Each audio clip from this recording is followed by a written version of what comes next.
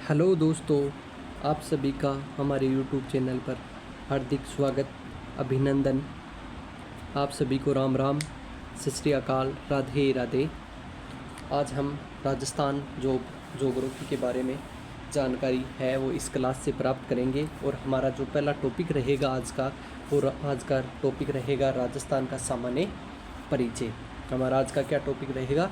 राजस्थान का सामान्य जो परिचय है वो रहेगा। तो इस सामान्य परिचय में आगे बढ़ते हैं तो जो ये हमारा जो मरु प्रधान प्रदेश है, इसको समय समय पर विभिन्न नामों से पुकारा जाता था। इसको विभिन्न नामों से क्या है पुकारा जाता था। तो ऋग्वेद में राजस्थान को ब्रह्मवर्त के नाम से और रामायण में वाल्मीकि ने इसको मरुकांतर कहा था। रामायण में किस नाम से कहा था? मरुकांतर नाम से कहा था राजस्थान के लिए। सबसे प्राचीन जो लिखित उल्लेख है वो बसंतगढ़ शिलालेख है। सबसे प्राचीन जो उल्लेख है वो कौन सा है? बसंतगढ़ शिलालेख है, जो कहाँ से प्राप्त हुआ था? सिरोही से प्राप्त हुआ था। जो ये शिलालेख है विक्रम संवत 682 में उत्कीर्ण किया गया था। ये आपको अलग से जानकारी दे रहे हैं कि ये जो बसंतगढ़ शिलालेख है वो कब उल्लेखित हुआ था? विक्रम संवत 682 ईस्वी में उत्कीर्ण हुआ था, जिसमें राजस्थान के लिए राजस्थानियादित्य शब्द मिला था। इस बसंतगढ़ शिलालेख में राजस्थान के लिए कौन सा शब्द मिला था? राजस्थानियादित्य शब्द इसमें मिला था। जॉर्ज थॉमस पहला व्यक्ति था, यानी पहला व्यक्ति कौन था? जॉर्ज थॉमस, जिसने इस भूभाग के लिए क्या नाम दिया? राजपूताना शब्द का प्रयोग किया। यानी जॉर्ज थॉमस था, इसने इस शब्द का प्रयोग सर्वप्रथम कब किया था? 1800 ईस्वी में। कब किया था? 1800 ईस्वी में राजपूताना शब्द का प्रयोग किया था। इसका इनकी एक उल्लेखित पुस्तक है जिसका नाम है military memories of mister George Thomas. इनकी पुस्तक का नाम क्या है? Military memories of mister George Thomas. इस पुस्तक का प्रकाशन सबसे पहले 1805 में विलियम फ्रैंकलिन द्वारा इसका प्रकाशन किया गया था, जिसमें ये नाम मिला था क्या? राजपूताना।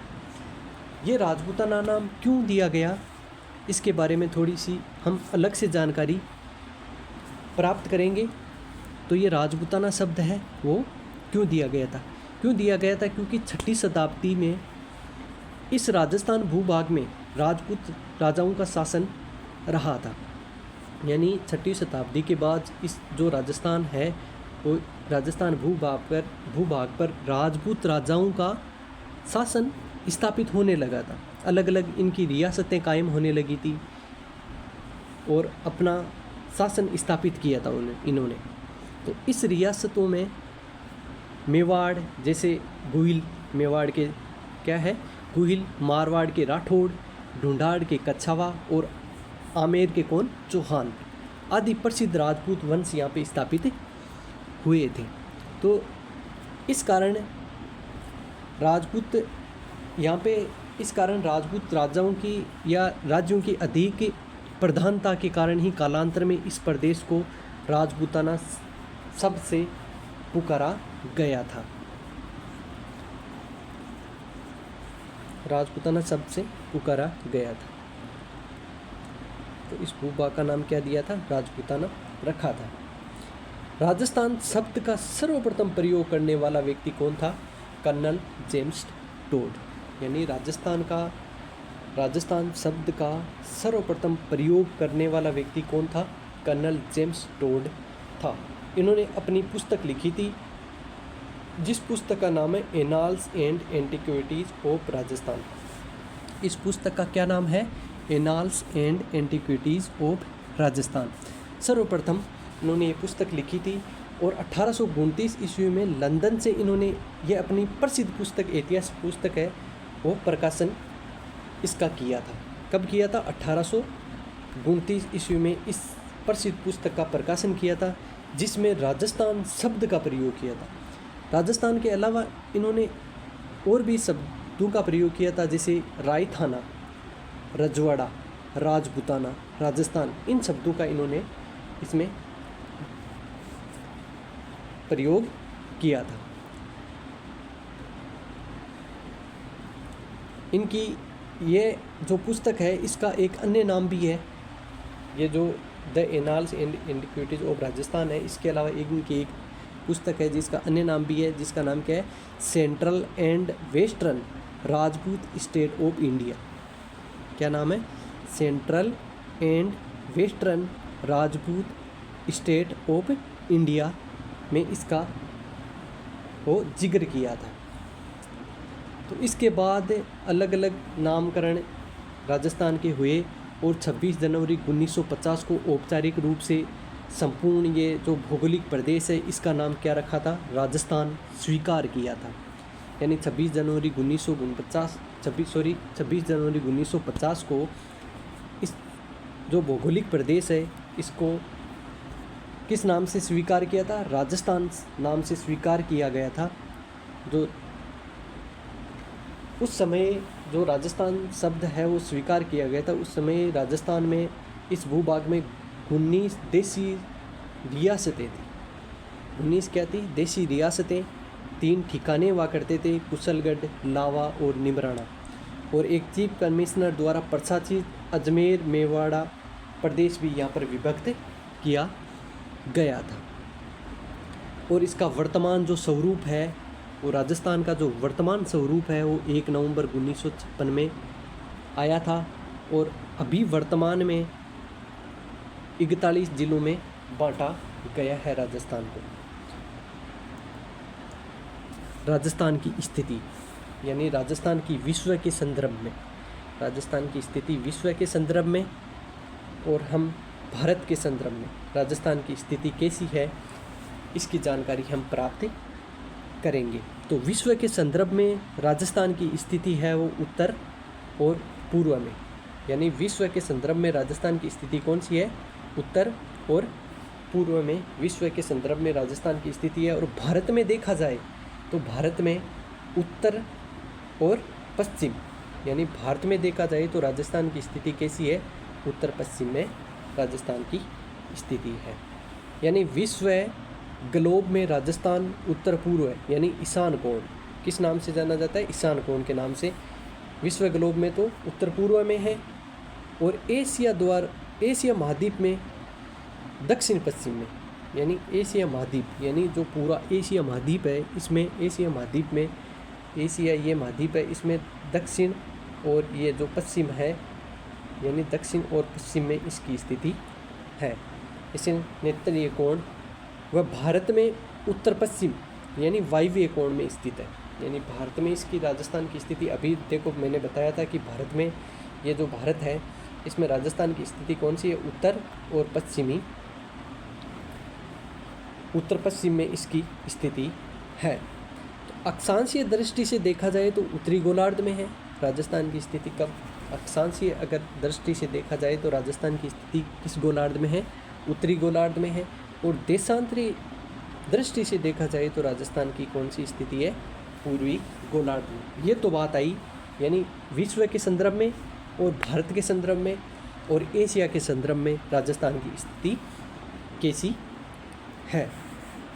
तो अक्षांश व देशांतर, यानी अब हम अक्षांश और देशांतर के माध्यम से जानकारी प्राप्त करेंगे कि अक्षांश और देशांतर के माध्यम से जानकारी प्राप्त करेंगे। अक्षांश रेखाओं को हम लेटीट्यूड कहते हैं और देशांतर रेखाओं को हम लॉन्गिट्यूड कहते हैं। तो पूर्वी से पश्चिम के, यानी पूर्व से पश्चिम के मध्य जो ग्लोब है, ग्लोब पर जो काल्पनिक अक्षांश वह उत्तर से दक्षिण के मध्य ग्लोब पर जो रेखाएं हैं वो कौन सी होती है? देशांतर रेखा। यानी जो पूर्व से पश्चिम, यानी पूर्व से ये इधर पश्चिम है, ये इधर पूर्व है, यानी पूर्व से पश्चिम की जो ये रेखाएं हैं वो ये रेखाएं कौन सी है? अक्षांश रेखाएं। यानी पूर्व से पश्चिम की जो रेखाएं हैं वो अक्षांश रेखाएं हैं, और उत्तर से दक्षिण की जो रेखाएं हैं, यानी जो ये रेखाएं हैं ये रेखाएं कौन सी है, उत्तर से और दक्षिण की जो रेखाएं हैं वो रेखाएं क्या कहलाती है, देशांतर रेखाएं कहलाती है। अक्षांश से दूरी की गणना व देशांतर से समय की गणना होती है, यानी किससे होती है, अक्षांश होती है। अक्षांश, ये जो अक्षांश रेखाएं यानी कौन सी रेखाएं, लेटीट्यूड जो रेखाएं होती है, इससे किसकी गणना की जाती है, दूरी की गणना की जाती है। यानी जो अक्षांश रेखाएं होती है इनसे दूरी की गणना की जाती है, यानी हम दूरी माप सकते हैं इन रेखाओं के द्वारा। और जो देशांतर रेखाएं होती है इससे समय की गणना होती है, यानी एक देशांतर से दूसरे देशांतर पर जाने का जो समय लगता है वो समय की जानकारी हमें प्राप्त होती है। तो ग्लोब पर कुल अक्षांश रेखाओं की संख्या कितनी होती है, 179 यानी 179 रेखाएं होती है। और ग्लोब पर कुल अक्षांशों की संख्या यानी कुल अक्षांशों की जो संख्या होती है 181 होती है। ग्लोब पर कुल देशांतर कितने होते हैं, 360 होते हैं। और दो अक्षांशों के मध्य की दूरी 111.13 किलोमीटर होती है। यानी दो अक्षांश दो रेखाएं हैं, यानी अक्षांश दो रेखाएं हैं, एक या दो, इनके जो बीच की दूरी होती है वो क्या कहलाती है, कितनी होती है, 111.13 किलोमीटर होती है। अब दो देशांतरों के मध्य दूरी कितनी होती है, ज़्यादा फर्क नहीं है इनमें। और दो देशांतरों के मध्य की जो दूरी होती है वो 111 कितनी होती है, 111.32 किलोमीटर होती है। और देशांतरों के मध्य, दो देशांतरों के मध्य जो स्थान होता है उन्हें गोरे के नाम से जाना जाता है। 0 डिग्री अक्षांश रेखाओं को भूमध्य रेखा कहा जाता है, यानी भूमध्य विषुवत रेखा। यानी जो 0 डिग्री जो अक्षांश रेखा होती है उसको क्या कहा जाता है, विषुवत रेखा।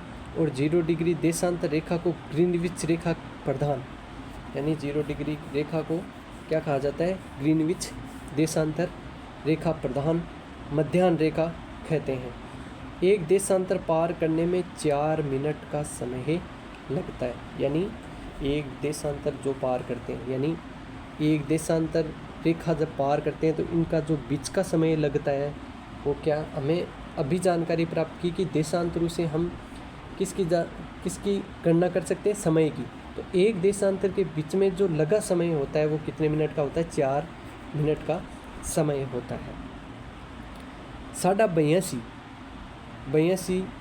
डिग्री 30 मिनट ईस्ट भारत मानक रेखा 82 डिग्री पूर्वी देशांतर रेखा को माना गया है। यानी जो भारत के खां से होकर उत्तर प्रदेश के नैनी प्रयाग से होकर ये रेखा है, इसका जो प्रयागराज के निकट नैनी स्थान से गुजरती है। यानी ये देशांतर रेखा कहाँ से गुजरती है, प्रयागराज के नैनी स्थान से गुजरती है।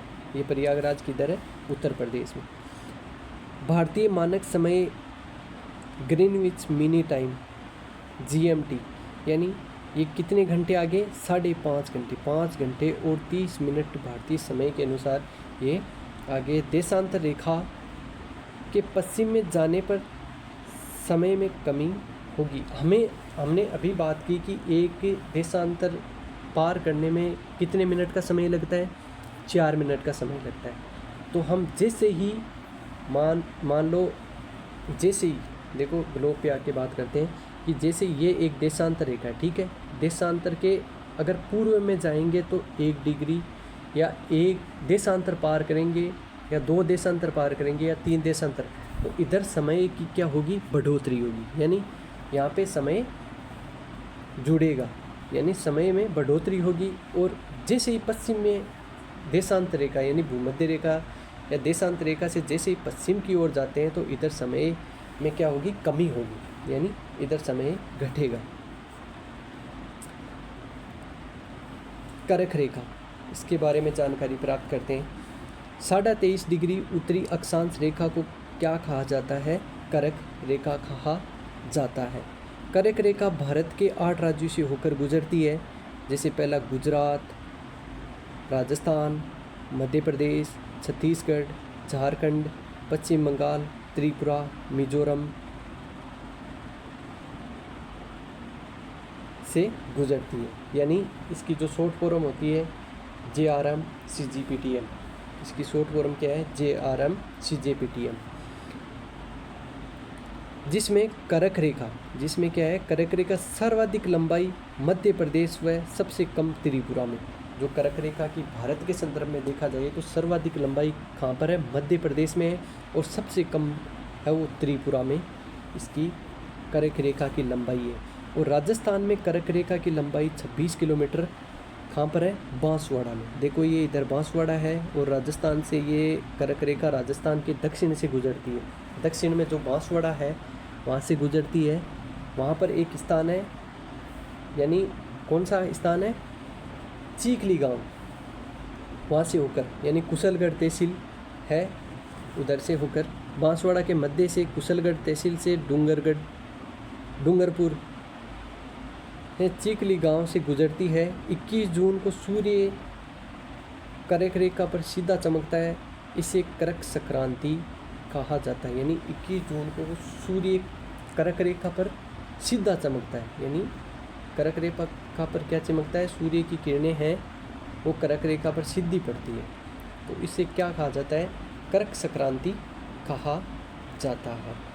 यानी 21 जून को सबसे लंबा दिन, वह रातें क्या होती है? सबसे छोटी। 21 दिन को जो दिन है वो सबसे लंबा होता है, बड़ा होता है। यानी 21 जून को दिन बड़ा होता है और रातें होती है वो छोटी होती है। वह सबसे छोटी परछाई बनती है। यानी सूर्य क्या रहेगा? सूर्य क्या रहेगा? करक रेखा पर सीधा चमकेगा। सूर्य क्या है? करक रेखा पर सीधा चमकेगा, तो हमारी जो परछाई है, यानी सूर्य हमारे ऊपर रहेगा, सर पे रहेगा, तो करक रेखा जो है वो परछाई होती है वो कैसी बनती है? छोटी बनती है। यानी परछाई क्या बनती है? छोटी बनती है। इसके बाद सूर्य दक्षिणायन होना प्रारंभ हो जाता है, यानी सूर्य धीरे धीरे दूर जाना प्रारंभ हो जाता है, और सूर्य की किरणें का सर्वाधिक सीधापन लंबवत, सूर्य की किरणें सर्वाधिक तिरछापन गंगानगर में। यानी सर्वाधिक तिरछापन कहाँ पर होगा? गंगानगर में। तो हम ये आगे देखेंगे। यानी देखो ये है, यानी सर्वाधिक तिरछापन तो किधर होगा? यहाँ पे गंगानगर में होगा। और सर्वाधिक है वो सीधापन कहाँ होगा? इधर होगा, यानी करक रेखा पर सीधापन होगा। सूर्य का सीधापन और सूर्य का क्या होगा? तिरछापन, यानी राजस्थान की स्थिति में। तो बांसवाड़ा से गंगानगर की तरफ जाने पर सूर्य की किरणें का तिरछापन बढ़ता है। यानी बांसवाड़ा, ये जो बांसवाड़ा है, यहाँ से जाने पर, यहाँ से गंगानगर की तरफ जाने पर, यानी इधर से इधर जाने पर सूर्य की किरणें का तिरछापन धीरे धीरे क्या होगा? बढ़ेगा। और उत्तर से वापस दक्षिण की तरफ आएंगे, यानी उत्तर से वापस दक्षिण की तरफ आएंगे तो सूर्य की किरणें का तिरछापन है वो धीरे धीरे घटता जाएगा और सीधापन बढ़ता जाएगा। मकर रेखा 23.5 डिग्री दक्षिणी अक्षांश, यानी 23.5 डिग्री दक्षिणी अक्षांश जो रेखा है वो क्या कहा जाता है? मकर रेखा कहा जाता है। 22 दिसंबर को मकर रेखा पर सूर्य सीधा चमकता है। यानी 22 दिसंबर को मकर रेखा पर क्या चमक होता है? सूर्य सीधा चमकता है। इसीलिए उत्तरी गोलार्ध में दिन, यानी जो उत्तरी गोलार्ध है, ये उत्तरी गोलार्ध है, ये दक्षिणी गोलार्ध है, यानी उत्तरी गोलार्ध में, इसीलिए उत्तरी गोलार्ध में दिन क्या होते हैं? छोटे होती है, और रातें क्या होती है? बड़ी होती है। और 21 मार्च को, जो 21 मार्च है, बसंत विषु, 23 दिसंबर शरद ऋतु या शरद विषु को सूर्य भूमध्य रेखा पर चमकता है, तो दिन क्या होते हैं? दिन और रात दोनों क्या होती है? बराबर होती है। यानी जब सूर्य भूमध्य रेखा पर चमकता है तो दिन और रात है वो दोनों क्या होते हैं? इनका बराबर होता है। दोनों दिन और रात है वो बराबर होती है। दक्षिणी गोलार्ध में ग्रीष्म ऋतु, यानी 22 दिसंबर को शीत अयनांत, और उत्तरी गोलार्ध में शीत ऋतु, यानी दक्षिणी गोलार्ध में शीत अयनांत 22 दिसंबर को होती है, तो उत्तरी गोलार्ध में क्या होगा? शीत ऋतु होगी, और दक्षिणी गोलार्ध में क्या होगा? ग्रीष्म ऋतु होगा। और जैसे जैसे 21 मार्च पर जब पृथ्वी 21 मार्च को जब पृथ्वी वसंत विषु में आती है तो दिन रात की अवधि क्या होगी, समान होगी। दिन रात की अवधि क्या होगी, समान होगी। यानी ये कौन सी रेखा है, भूमध्य रेखा पर जब सूर्य होगा 21 मार्च को, तब दिन रात की अवधि क्या होगी, समान होगी। और 21 जून को ग्रीष्म अयानांत होगा और दक्षिण गोलार्ध में क्या होगी, शीत ऋतु प्रारंभ हो जाएगी और उत्तरी गोलार्ध में क्या हो जाएगी, ग्रीष्म ऋतु प्रारंभ हो जाएगी। और वापस क्या होगी, धीरे धीरे 23 दिसंबर को जैसे ही सूर्य वापस भूमध्य रेखा पर होगा तो दिन और रात की अवधि वापस समान हो जाएगी। दिन और रात की अवधि वापस क्या हो जाएगी, समान हो जाएगी और शीत शरद विषु स्टार्ट हो जाएगा। यानी एक बात ध्यान रखना कि जो ध्रुव होते हैं उनमें 6 महीने के दिन और 6 महीने की रात होती है। ध्रुवों पर क्या होती है, 6 महीने के दिन और 6 महीने की रातें होती हैं। राजस्थान का विस्तार हमारा अगला पॉइंट होगा, क्या होगा, राजस्थान का विस्तार। यानी राजस्थान है वो राजस्थान 23-3 उत्तरी अक्षांश से 30-12 उत्तरी अक्षांश, यानी 23-3 ये राजस्थान का दक्षिणी है और ये उत्तरी है। यानी ये जो है राजस्थान की स्थिति है, यानी राजस्थान की भारत में स्थिति है 23-3 30-12 उत्तरी अक्षांश और 69-30 यानी ये पश्चिमी है, यानी पूर्वी देशांतर के हिसाब से है। तो ये 69-30 पूर्वी देशांतर से 78-17 पूर्वी देशांतर, यानी पूर्वी देशांतर ये देशांतर है। देशांतर ये इधर कौन सा है, पश्चिमी, ये पूर्वी है। तो इसके आधार पर ये रेखाएं के मध्य स्थित है, यानी 23-3 30-12 69-30 78-17 देशांतरों के मध्य स्थित है। राजस्थान का मध्यवर्ती अक्षांश कौन सा है, 27 डिग्री उत्तरी अक्षांश है। राजस्थान का जो मध्यवर्ती अक्षांश कौन सा है, राजस्थान का मध्यवर्ती अक्षांश है वो 27 डिग्री उत्तरी अक्षांश है। राजस्थान का मध्यवर्ती देशांतर है वो 76 डिग्री पूर्वी देशांतर है और 70 पूर्वी देशांतर पर स्थित जिला है वो जैसलमेर है। यानी जो जैसलमेर है वो कौन सी है, 70 पूर्वी देशांतर पर। ये कौन सा जिला है, जैसलमेर, इधर है 70 पूर्वी देशांतर। राजस्थान की उत्तर से दक्षिण की लंबाई, यानी राजस्थान की जो उत्तर से, ये उत्तर है, ये दक्षिण है, ये पूर्व है और ये पश्चिम है। यानी जो राजस्थान की उत्तर से और दक्षिण की लंबाई, जो ये लंबाई है वो कितनी है, ये लंबाई है 826 किलोमीटर। ये लंबाई कितनी है, 826 किलोमीटर। और पूर्व से पश्चिम की लंबाई, यानी ये पूर्व है और ये पश्चिम है, ये पूर्व से पश्चिम की लंबाई कितनी है, 869 किलोमीटर, 869 यानी 869 किलोमीटर है। और उत्तर दक्षिण व पूर्व पश्चिम की लंबाई में अंतर, यानी उत्तर से दक्षिण और पूर्व पश्चिम की लंबाई में, दोनों की लंबाई में कितने किलोमीटर का अंतर है, 43 किलोमीटर का। राजस्थान का उत्तरी गांव कौन सा है, यानी राजस्थान का जो उत्तरी गांव है वो कौन सा है, कोणा गांव। ये कहाँ पर है, गंगानगर में। और राजस्थान का जो पूर्वी है, राजस्थान का उत्तरी गांव कौन सा है, कोणा गांव, गंगानगर। और राजस्थान का जो दक्षिणी गांव है वो बोरकुंडा। राजस्थान का जो दक्षिणी गांव है बोरकुंडा गांव है, बांसवाड़ा। ये तो पूर्वी आ गया और ये दक्षिणी बोरकुंडा बांसवाड़ा है। और पूर्वी गांव है वो अंतिम छोर का गांव है, वो कौन सा है, सिलावट, यानी राजाखेड़ा धौलपुर। ये रहा धौलपुर और सिलावट अंतिम छोर का गांव है। और फिर चलते हैं पश्चिम में, पश्चिम की तरफ आते हैं तो पश्चिम का अंतिम छोर का गांव है कटरा। सम तहसील है जहाँ जैसलमेर, सम तहसील कहाँ पर है, जैसलमेर में ये अंतिम इसका छोर है। तो इधर तो आ गया। तो राजस्थान का मध्यवर्ती गांव कौन सा है, लापोलाई, मेहता, नागौर। यानी ये जो नागौर है इसका मध्यवर्ती, राजस्थान का जो सेंटर पॉइंट है, मध्य पॉइंट है, वो कहाँ पर है, नागौर में है लापोलाई क्षेत्र में। राजस्थान की विषम कोणीय चतुर्भुज या पतंगाकार की आकृति है, यानी राजस्थान की आकृति कैसी है? विषम कोणीय चतुर्भुज या पतंगाकार की आकृति है। राजस्थान की कुल स्थलीय सीमा की लंबाई 5620 किलोमीटर है, यानी राजस्थान की कुल स्थलीय सीमा की लंबाई कितनी है?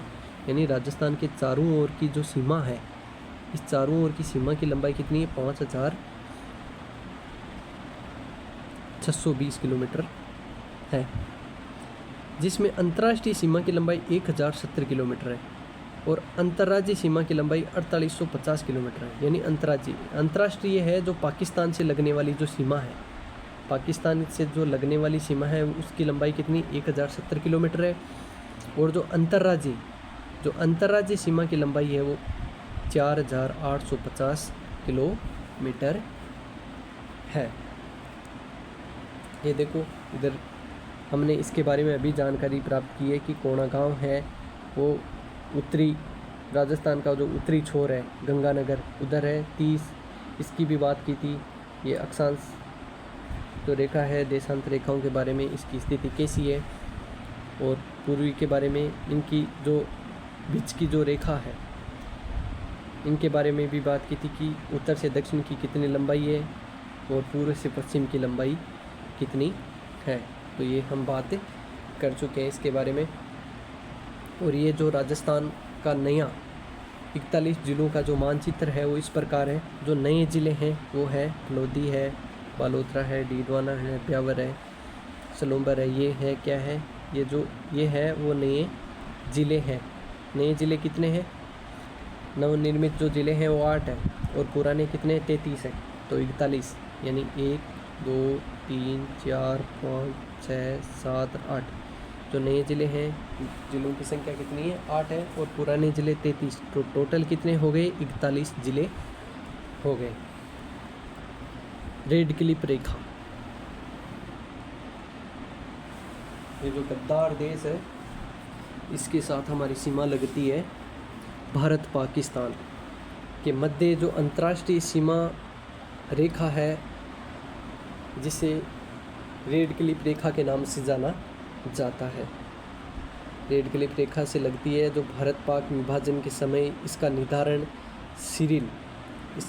किसने किया था? सिरिल रेड क्लिप ने किया था।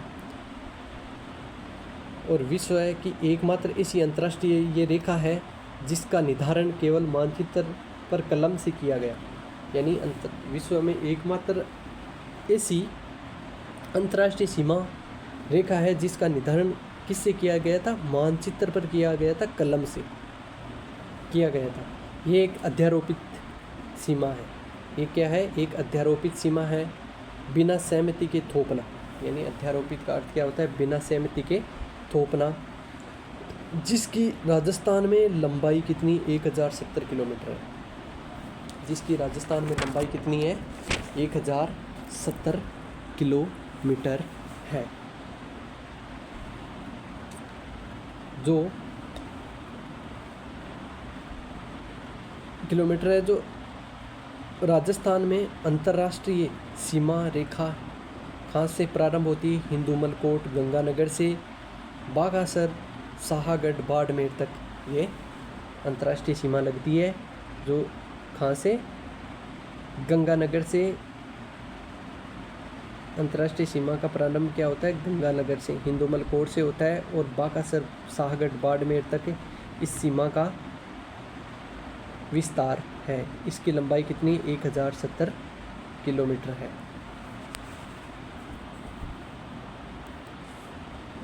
अंतर्राष्ट्रीय सीमा पर राजस्थान के कितने ज़िले हैं? 5 ज़िले हैं।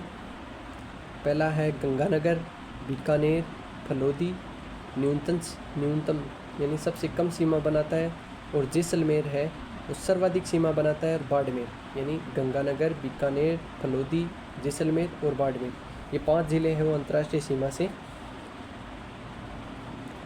लगे हुए हैं। राजस्थान के 2 ज़िले जो अंतर्राष्ट्रीय सीमा और अंतर्राज्यीय सीमा बनाते हैं, जो कौन से हैं? गंगानगर है और बाड़मेर है। यानी जो राजस्थान के जो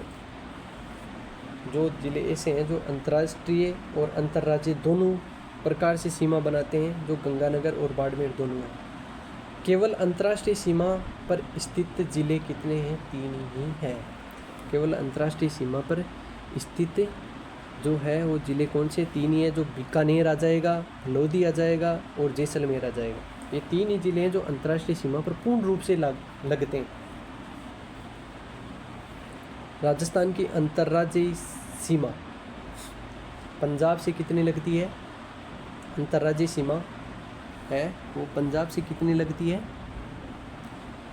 89 किलोमीटर। और हरियाणा से लगती है 1262 किलोमीटर की, उत्तर प्रदेश से लगती है 877 किलोमीटर की और मध्य प्रदेश से लगती है 1600 किलोमीटर की और गुजरात से लगती है 1022 किलोमीटर की। ये सीमा लगती है। अंतर्राज्यीय सीमा की लंबाई है। और पंजाब से देखो, ये इधर आ गया पंजाब से 89 किलोमीटर है, हरियाणा से 1262 किलोमीटर, उत्तर प्रदेश से 877 किलोमीटर और मध्य प्रदेश से कितनी लगती है? 1600 किलोमीटर की सीमा लगती है। और गुजरात से कितनी लगती है? 1022 किलोमीटर की सीमा लगती है। पंजाब के 2 ज़िले हैं,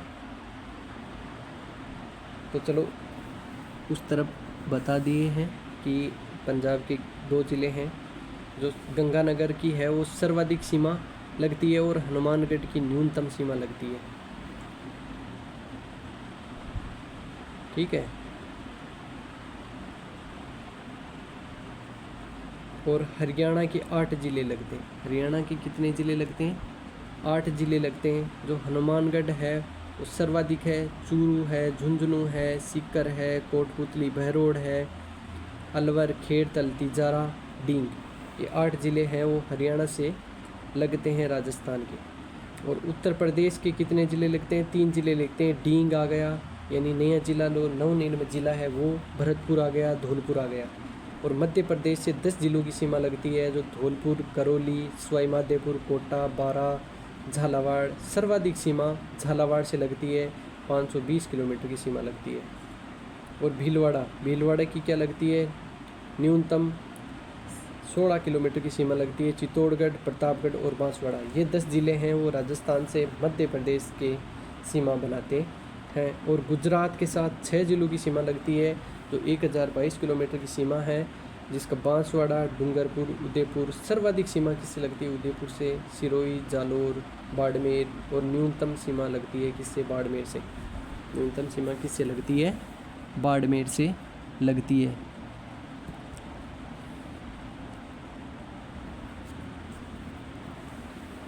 अंतर्राष्ट्रीय सीमा पर सर्वाधिक सीमा बनाने वाला, यानी जो अंतर्राष्ट्रीय सीमा पर सर्वाधिक सीमा बनाने वाला जिला कौन सा है? झालावाड़। अंतर्राज्यीय सीमा, यानी जो अंतर्राज्यीय सीमा है उस पर सर्वाधिक सीमा बनाने वाला जिला कौन सा है? झालावाड़ है। और न्यूनतम सीमा बनाने वाला जिला कौन सा है? बाड़मेर है, जो 14 किलोमीटर की सीमा अभी मैंने बताया था पीछे। और अंतर्राज्यीय सीमा बनाने वाले ज़िले कितने हैं? 25 ज़िले हैं जो अंतर्राज्यीय, यानी अंतर्राष्ट्रीय सीमा को छोड़कर। इसके अलावा जो अंतर्राज्यीय सीमा है वो ज़िले राजस्थान के हैं 41 में से कितने हैं? 25 ज़िले हैं वो अंतर्राज्यीय सीमा बनाते हैं। केवल अंतर्राज्यीय सीमा बनाने वाले ज़िले, यानी केवल अंतर्राज्यीय सीमा बनाने वाले ज़िले, इधर तो धौलपुर को निकाल दिया जाए और उधर है वो किसको? बाड़मेर को। तो ये 2 को निकाल दे तो 23 है, यानी 23 ज़िले हैं वो पूर्ण रूप से अंतर्राज्यीय सीमा का निर्माण करते हैं राजस्थान के लिए। और सर्वाधिक 7 ज़िलों के साथ सीमा बनाने वाला जो ज़िला है, यानी जो राजस्थान में जो मध्य में, यानी अन्य ज़िले हैं वो सर्वाधिक सीमा किन ज़िलों के साथ बनाते हैं? तो जयपुर ज़िला है वो सर्वाधिक 7 ज़िलों के साथ सीमा बनाता है। पाली ज़िला है जो सर्वाधिक राजस्थान के साथ अन्य ज़िलों से सीमा बनाते हैं। नागौर ज़िला है जो राजस्थान के जो अन्य ज़िलों के साथ सीमा बनाता है। और चित्तौड़गढ़ है जो राजस्थान के अन्य ज़िलों के साथ सीमा बनाता है। यानी सर्वाधिक ये ज़िले हैं जयपुर, पाली, नागौर और चित्तौड़गढ़ जो सर्वाधिक सीमा बनाते हैं।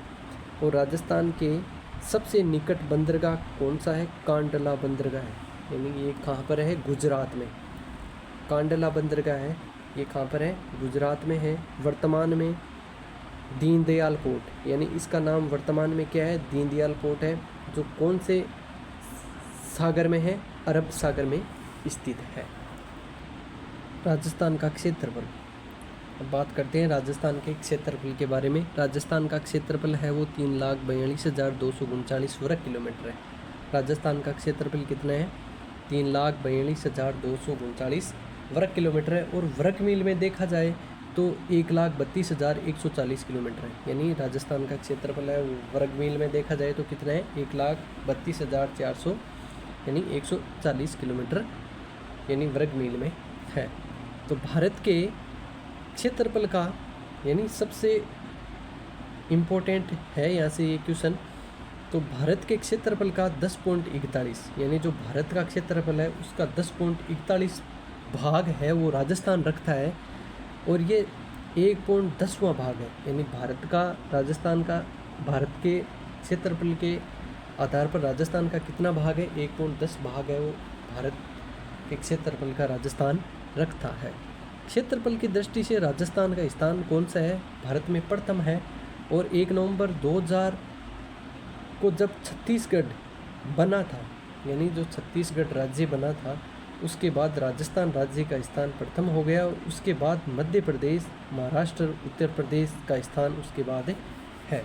उसके पीछे आते हैं राजस्थान के क्षेत्रफल के लगभग बराबर का क्षेत्रफल वाला जिला, यानी राजस्थान के क्षेत्रफल के लगभग बराबर क्षेत्रफल वाले देश हैं वो कौन से? कांगो रिपब्लिक है जो 3.42 लाख इसका क्षेत्रफल है। उसके बाद है पोलैंड है जो 3.12 लाख है।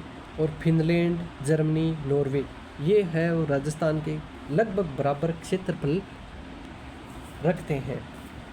क्षेत्रफल की दृष्टि से राजस्थान के सबसे बड़े जिले, यानी राजस्थान के क्षेत्रफल की दृष्टि से राजस्थान के सबसे बड़े ज़िले कौन से? पहला है जैसलमेर, जो पाकिस्तान के साथ अंतर्राष्ट्रीय सीमा के साथ सीमा बनाता है। ये पश्चिम में स्थित है। जो जैसलमेर है वो उसका क्षेत्रफल कितना है? 38,401 वर्ग मील है। यानी इसका क्षेत्रफल कितना है? 38,401 वर्ग मील है। यानी राजस्थान का सबसे बड़ा ज़िला है जैसलमेर। उसके बाद आ जाता है बीकानेर, बाड़मेर। और क्षेत्रफल की दृष्टि से राजस्थान के सबसे छोटे ज़िले, यानी कौन से ज़िले? सबसे छोटे ज़िले हैं जो खेड़तल, तिजारा, डींग, ये जो नए ज़िले हैं स्थापित हुए हैं इनमें से हैं खेड़तल, तिजारा और दूसरा है डींग जिला। उसके बाद राजस्थान में जिले व संभाग है वो, इसके बारे में आगे जानकारी प्राप्त करेंगे। तो राजस्थान में जिले व संभाग, यानी प्रारंभ में राजस्थान में 25 जिले, 5 संभाग थे। वर्तमान में 41 जिले और 7 संभाग हैं। यानी प्रारंभ में राजस्थान में कितने ज़िले थे? 25। उसके बाद 5 संभाग थे। और अब अभी वर्तमान में जो 41 ज़िले हैं और संभाग कितने हैं? 7 संभाग हैं। तो 1 नवंबर 1956 को मुख्यमंत्री मोहनलाल सुखाड़िया के समय अजमेर क्या बना था? 26वां ज़िला बना था। यानी 26वां ज़िला कौन बना था? किसके शासन, किसके काल में मुख्यमंत्री बने थे? मोहनलाल सुखाड़िया, उसके काल में 1 नवंबर 1956 में। यानी वर्तमान जो राजस्थान अस्तित्व में आया था उस समय की बात है ये। 26वां ज़िला कौन सा बना था? अजमेर बना था। और रामनुभय कमेटी की सिफारिश पर राजस्थान को तत्कालीन मुख्यमंत्री अशोक गहलोत के समय में रामनुभय कमेटी की सिफारिश से राजस्थान का तत्कालीन मुख्यमंत्री है। और अशोक गहलोत के समय राजस्थान में 19 नए ज़िले यानी और 3 नए संभाग बनाने की जो घोषणा की, जो 7 अगस्त 2023 को अस्तित्व में आए, जिसमें राजस्थान में ज़िलों की संख्या कितनी हो गई? 50 हो गई। यानी अशोक गहलोत के समय ये नए ज़िलों का है वो नामकरण है वो अस्तित्व में आया था, जिनकी संख्या कितनी हो गई थी? 50 हो गई थी। और मुख्यमंत्री भजनलाल जी ने नवगठित जिलों, यानी मुख्यमंत्री जो भजनलाल जी है उन्हें नवगठित जिलों की समीक्षा हेतु उप मुख्यमंत्री कौन था? प्रेमचंद बेरवा की अध्यक्षता में यानी राजस्थान का जो मुख्यमंत्री है प्रेमचंद बेरवा, उनकी अध्यक्षता में कैबिनेट में कमेटी गठित की।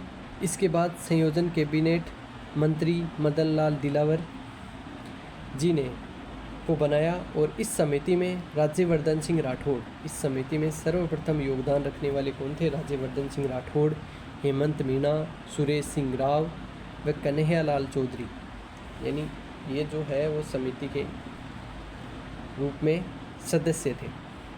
और इस समिति की रिपोर्ट 29 दिसंबर 2024 को सरकार ने अधिसूचना जारी कर 9 जिले क्या किए थे? 9 जिले यानी अनूपगढ़, दूदू, गंगापुर सिटी, जयपुर ग्रामीण, जोधपुर ग्रामीण, केकड़ी, नीमका थाना, सांचौर, शाहपुरा व 3 संभाग बांसवाड़ा, पाली, सीकर को क्या किया था? निरस्त किया था। कब किया था? ये इन्होंने कमेटी बनाई और एक कमेटी में ये निर्णय लिया गया कि 9 तो ज़िले और 3 संभाग को क्या किया जाए? निरस्त किया जाए। और वर्तमान में राजस्थान में 41 तो ज़िले हैं और 7 हैं संभाग हैं। वर्तमान में राजस्थान में कितने ज़िले हैं? 41 ज़िले हैं और 7 हैं वो संभाग है। और संभागीय व्यवस्था प्रशासनिक मंडल, यानी जो संभागीय व्यवस्था है वो राजस्थान की कैसी है, इसका जो प्रशासनिक मंडल है इसके बारे में जानकारी प्राप्त करेंगे। तो 30 मार्च 1949 को संभागीय व्यवस्था शुरू किसने की थी? हीरालाल शास्त्री ने। यानी सबसे पहले राजस्थान में संभागीय स्तर पर व्यवस्था शुरू करने वाले कौन थे? हीरालाल शास्त्री थे। और 24 अप्रैल 1962 को मुख्यमंत्री मोहनलाल सुखाड़िया ने संभागीय व्यवस्था क्या कर दी? बंद कर दी। यानी राजस्थान में 24 अप्रैल 1962 को मोहनलाल सुखाड़िया मुख्यमंत्री बने, उसके बाद संभागीय व्यवस्था क्या कर दी गई? बंद कर दी गई। और 26 जनवरी 1987 को मुख्यमंत्री कौन बने थे? हरिदेव जोशी। इनके द्वारा संभागीय व्यवस्था क्या की? इनका यानी संभागीय जो व्यवस्था है इस व्यवस्था को पुनः प्रारंभ किया गया। यानी जो कब किया गया? 1987 में। 26 जनवरी 1987 में मुख्यमंत्री कौन थे? हरिदेव जोशी। और संभागीय व्यवस्था को क्या किया? पुनः प्रारंभ किया गया। और 1987 में जयपुर से अलग कर अजमेर को छठा संभाग बनाया गया। अजमेर को किससे अलग किया गया? जयपुर से अलग करके अजमेर को क्या बनाया गया था? छठा संभाग। 4 जून 2005 को मुख्यमंत्री वसुंधरा राजे के समय भरतपुर को 7वां संभाग बनाया गया। किसके समय? मुख्यमंत्री कौन थी? वसुंधरा राजे। और भरतपुर को 7वां संभाग बनाया गया था। तो हमारे जो 7 संभाग हैं इनके बारे में थोड़ी सी मैं आपको अलग से जानकारी देना चाहता हूँ। और ये है हमारे 7 संभाग। तो ये हमारे कौन से हैं? 7 संभाग है। जो पहला संभाग है वो कौन सा है? इधर बीकानेर संभाग है, इसके 4 ज़िले हैं। बीकानेर संभाग के कितने ज़िले हैं? 4 ज़िले हैं। तो पहला ज़िला कौन सा है? बीकानेर आ गया, ठीक है। गंगानगर है, हनुमानगढ़ है और चूरू है। जो ये 4 ज़िले हैं बीकानेर संभाग में, कौन से ज़िले हैं? बीकानेर है, गंगानगर है, हनुमानगढ़ है और चूरू है। ये 4 ज़िले हैं वो इस संभाग में है। और ये इस संभाग में ये संभाग है वो न्यूनतम नदियों वाला संभाग भी माना जाता है।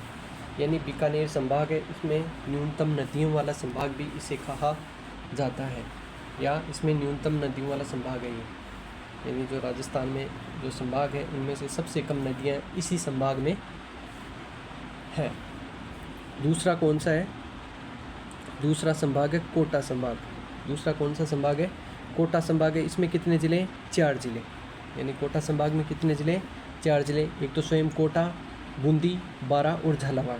यानी इसी जो ये दूसरा संभाग है वो कौन सा है? कोटा संभाग है। जो कौन सा है? इसमें कौन से ज़िले? कोटा, बूंदी, बारा और झालावाड़ है। तो इसमें ये कौन सा संभाग है? सर्वाधिक नदियों वाला संभाग है। यानी राजस्थान में सर्वाधिक नदियों वाला संभाग कौन सा है? कोटा संभाग है। याद रखना ये बात। और फिर आ गया तीसरा आ गया उदयपुर संभाग, इसमें ज़िले कितने? 6। उदयपुर संभाग है, इसमें ज़िले कितने हैं? 6। उदयपुर संभाग में ज़िले कितने हैं? 6, यानी वर्तमान में अभी 7 हैं। वर्तमान में कितने हैं? 7 ज़िले हैं। एक नया पारित हुआ है, तो इसको 6 की जगह 7 कर लेना। उदयपुर संभाग है वो कितने ज़िले हैं? 7 ज़िले हैं। पहला ज़िला उदयपुर, राजसमंद, चित्तौड़गढ़ और सलूम्बर। नया ज़िला कौन सा है? सलूम्बर। नया ज़िला कौन सा है? सलूम्बर।